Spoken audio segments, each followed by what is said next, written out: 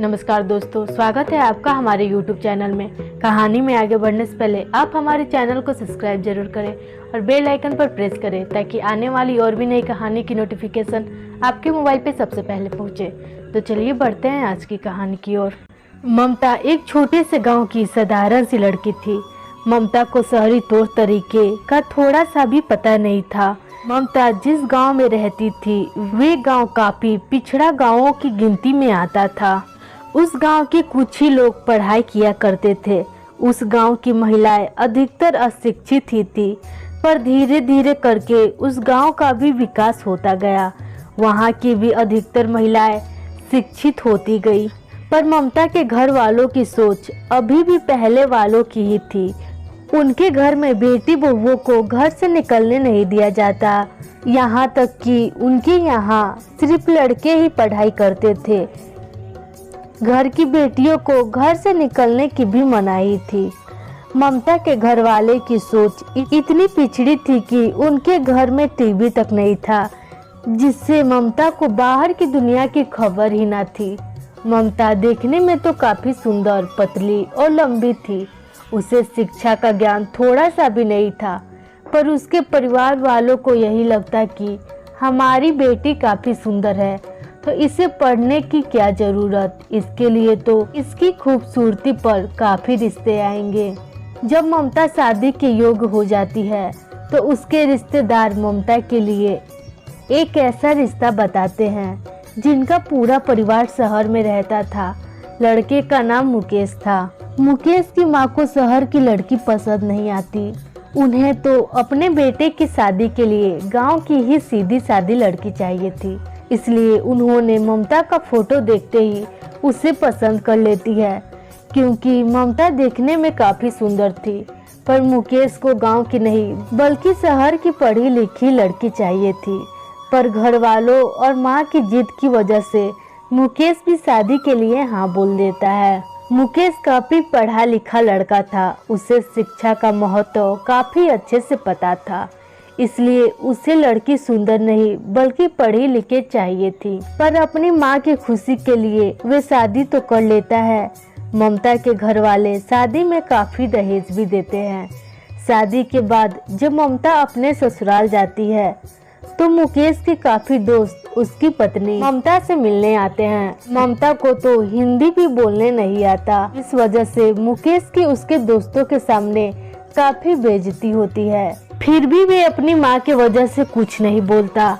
ममता को भी दाल चावल के अलावा और दूसरा खाना बनाने ही नहीं आता।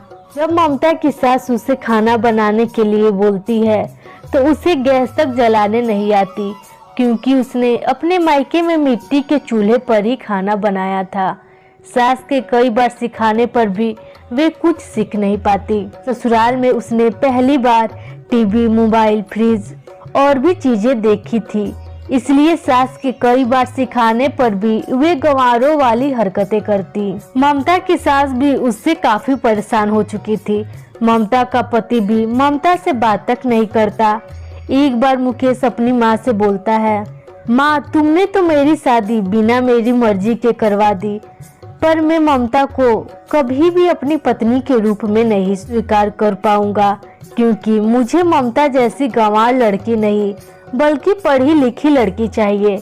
आप मेरी ममता से तलाक करवा दो ताकि मैं दूसरी शादी कर सकूं। मैंने पहले से ही एक लड़की पसंद करके रखी है, मैं उसी से शादी करूंगा। मुकेश की माँ मुकेश को बहुत समझाने का प्रयास करती है, पर मुकेश ममता को अपनी पत्नी के रूप में अपनाने को तैयार ही नहीं होता। मुकेश की माँ को भी लगता है शायद मैंने मुकेश की शादी गांव की गंवार लड़की से करवाकर बहुत बड़ी गलती की है। इससे मुकेश की जिंदगी तो खराब हो ही रही है, साथ में ममता की भी जिंदगी खराब हो रही है। मुकेश की माँ अपने किए फैसले पर काफी पछताती है और ममता के घर वालों को बुलाती है और सारी बात बताती है।